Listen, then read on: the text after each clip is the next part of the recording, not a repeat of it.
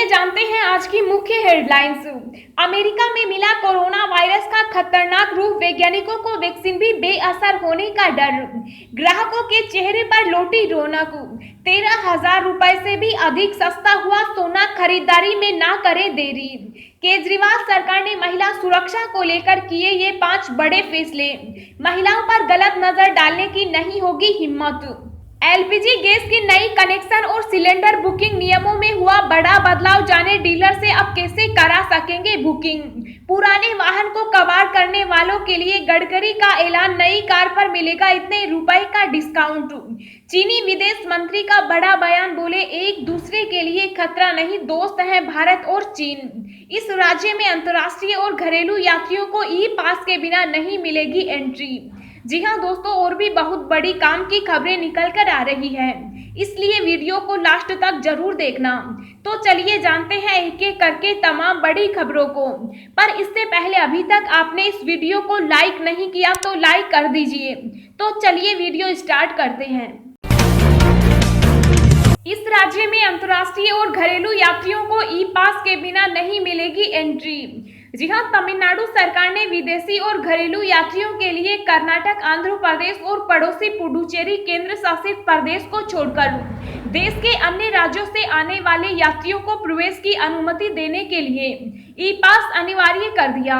यह कदम महाराष्ट्र और केरल जैसे राज्यों में कोरोना वायरस मामलों में तेजी के कारण आया।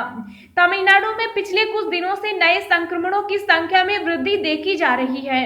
इसको देखते हुए एक सरकारी आदेश हाल ही में स्वास्थ्य और परिवार कल्याण विभाग द्वारा जारी किया गया था।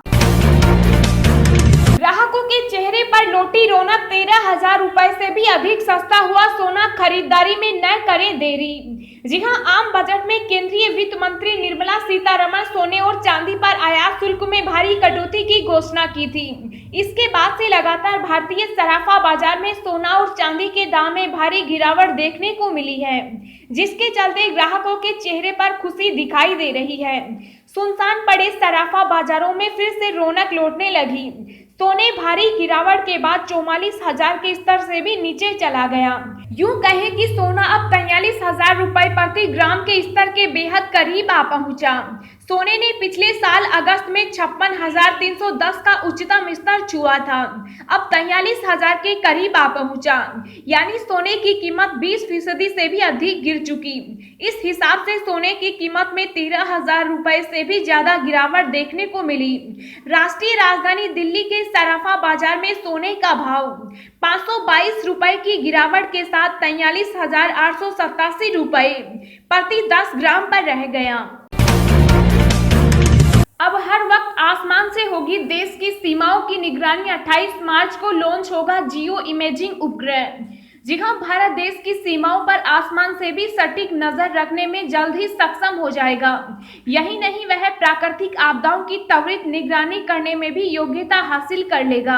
दरअसल यह सब होगा इस महीने की 28 तारीख को प्रक्षेपित किए जाने वाले अर्थ ऑब्जर्वेशन सैटेलाइट यानी पृथ्वी का अवलोकन करने वाले उपग्रह से। GSAT-1 नामक इस उपग्रह को आंध्र प्रदेश के नेल्लोर जिले में स्थित श्री हरिकोटा अंतरिक्ष केंद्र से GSLV F-10 रॉकेट से प्रक्षेपित किया जाएगा। इसरो के एक अधिकारी ने बताया कि भारतीय अंतरिक्ष अनुसंधान संगठन 28 मार्च को इस जियो इमेजिंग उपग्रह को प्रक्षेपित करेगा। इस उपग्रह को 36,000 किलोमीटर की ऊंचाई वाली कक्षा में स्थापित किया जाएगा। केजरीवाल सरकार ने महिला सुरक्षा को लेकर किए ये 5 बड़े फैसले। महिलाओं पर गलत नजर डालने की नहीं होगी हिम्मत। जी हां, मुख्यमंत्री अरविंद केजरीवाल के नेतृत्व में दिल्ली सरकार ने अहम 5 फैसले किए। इसके बाद दिल्ली में महिलाओं पर गलत नजर डालने की हिम्मत कोई मंचला नहीं कर पाएगा।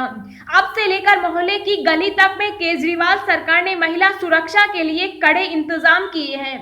आइए इन 5 फैसलों के बारे में जानते हैं।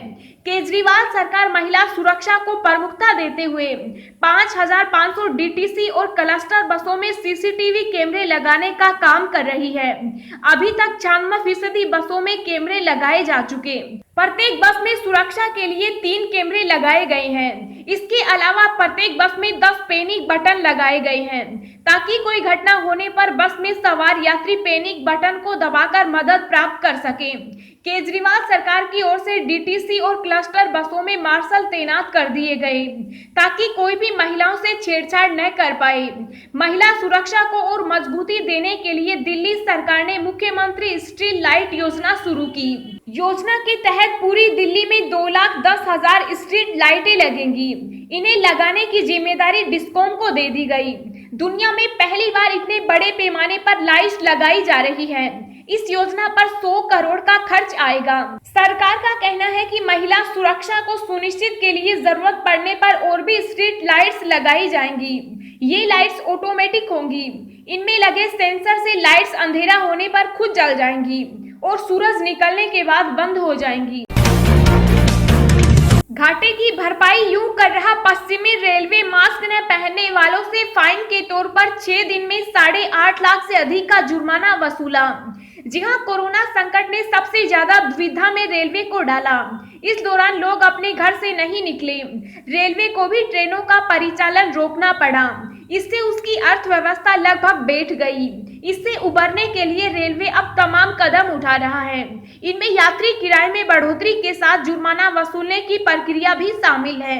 इसके तहत रेलवे ने मास्क न पहनने वालों से 6 दिन में 8.5 लाख से अधिक का जुर्माना वसूला।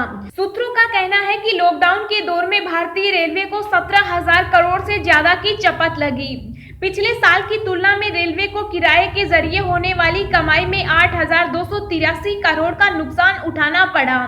अनाज और अन्य सामानों की ढुलाई पिछले साल की अपेक्षा इस साल कम हुई, जिसके चलते रेलवे को इस बचत से गुजरना पड़ा। पिछले साल मार्च के अंत में लगभग सारी ट्रेन सेवाएं रद्द हो गई थी। 12 मई के बाद से श्रमिक स्पेशल ट्रेन और कुछ अन्य ट्रेनों की सेवा शुरू हुई। अब कुछ और पैसेंजर ट्रेनों को मेल की श्रेणी में चलाया जा रहा है। इसके लिए रेलवे ने यात्री किराए में 3 गुना तक बढ़ोतरी करके आम आदमी को जोर का झटका दिया है। दोस्तों, अगली खबर जानने से पहले आपसे एक रिक्वेस्ट है कि इस वीडियो को बनाने में मुझे बहुत ज्यादा मेहनत लगती है, तो इस मेहनत के लिए वीडियो को एक छोटा सा लाइक जरूर करें। एलपीजी गैस के नए कनेक्शन और सिलेंडर बुकिंग नियमों में होगा बड़ा बदलाव, जाने डीलर से अब कैसे करा सकेंगे बुकिंग। जी हां, आने वाले दिनों में एलपीजी कनेक्शन बिना स्थानीय आवास प्रमाण पत्र का मिलेगा। इससे नई कनेक्शन लेने वाले लोगों को बड़ी राहत मिलेगी।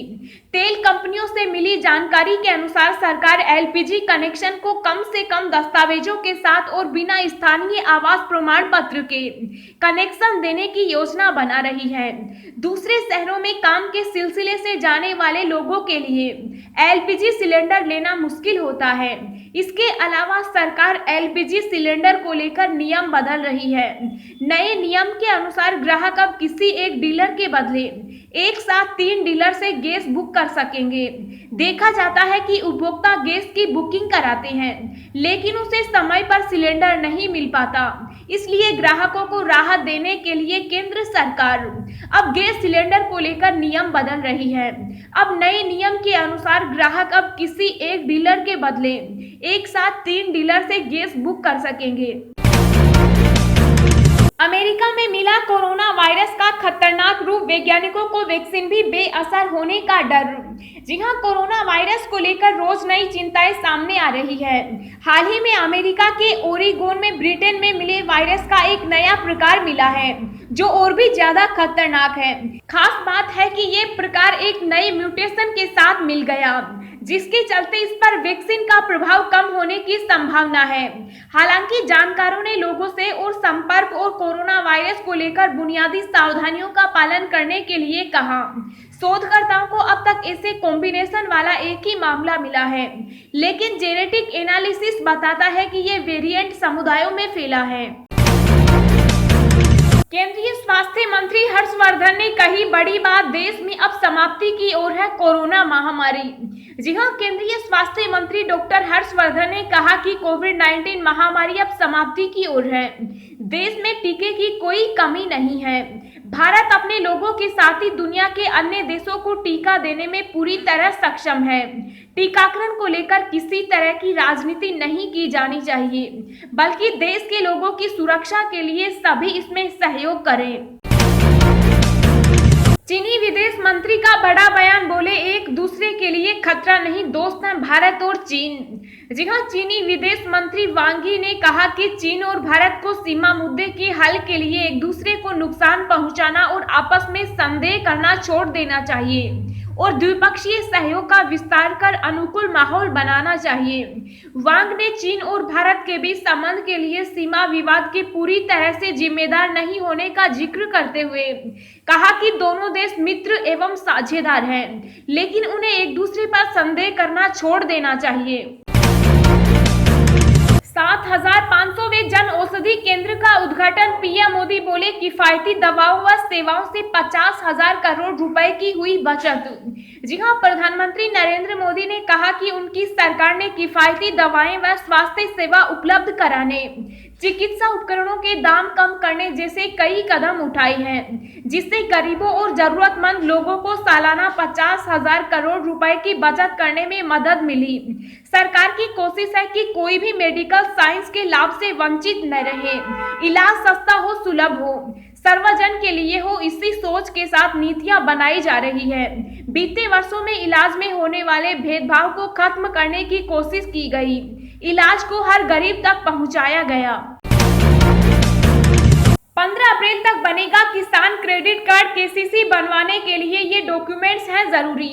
जी हां, अगर अब तक आपका किसान क्रेडिट कार्ड नहीं बन पाया है तो केंद्र सरकार जहां 31 मार्च तक अभियान चलाकर किसान क्रेडिट कार्ड बनवा रही है, तो यूपी की योगी सरकार 15 अप्रैल तक यह मौका दे रही है।